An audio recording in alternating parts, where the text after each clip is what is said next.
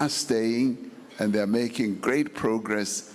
As I've said already earlier on, they can't provide any proof of any prosecution because there's not of any persecution because there's none. There is no any form of persecution to white South Africans or to African South Africans. And we are glad that a number of organizations, even from Afrikaner structures, have denounced this so-called persecution. They have stated that where there are challenges, there are platforms to resolve them within the South African context, which makes this a domestic issue. So that is a matter that is being attended to, and of course we would want to see heightened prosecutions around any crimes that prevail in our country, including what are perceived to be farm cases especially. So yes, we do believe that whatever is being presented as a form of persecution is completely not borne out in any factual matrix that you can find in this country. Face-to-face meeting? Well, I don't know. They will determine whether Elon Musk is part of it or not. I will go with my own South African delegation. Our legislation provides sufficient platforms for any issue to be ventilated in that regard. And white South Africans, including Afrikaners, have voiced their views in this regard. And we welcome that as the government of South Africa, and we encourage more of such engagements and platforms to clarify in the world stage this disinformation that has now taken root.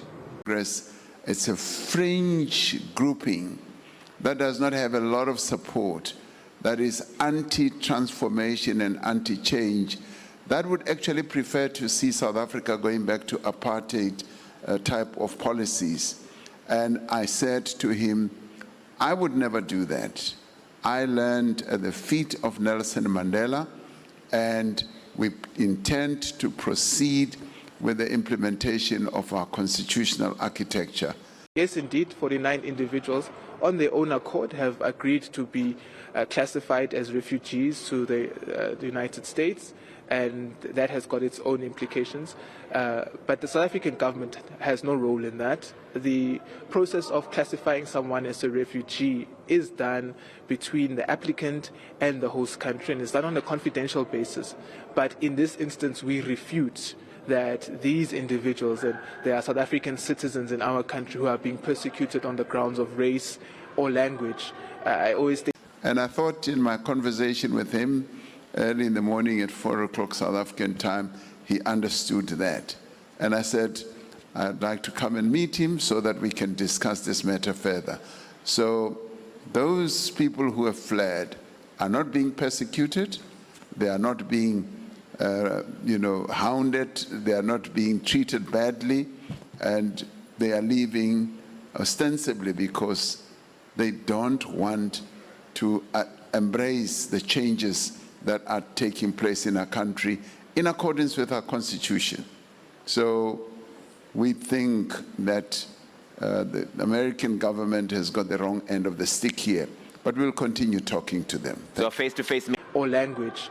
I always take this example. I, for one, a black South African, was taught Afrikaans in a school and in my entire schooling career. And this is the case to this day. So the idea that Afrikaans persecution is, we state categorically that it's not founded on any form of evidence. The idea that a particular race is being targeted on crime is also not based on any evidence whatsoever.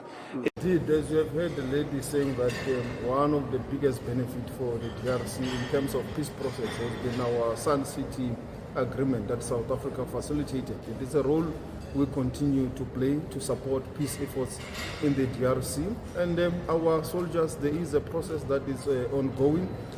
Our Defense Force chiefs were in the DRC in Goma, where they had very fruitful engagements with the M23, came up with an agreement in terms of how they are going to help the process of the exit of our forces by the SAMI DRC. And SAMI DRC has started the preparations with the help of the SADC Secretariat.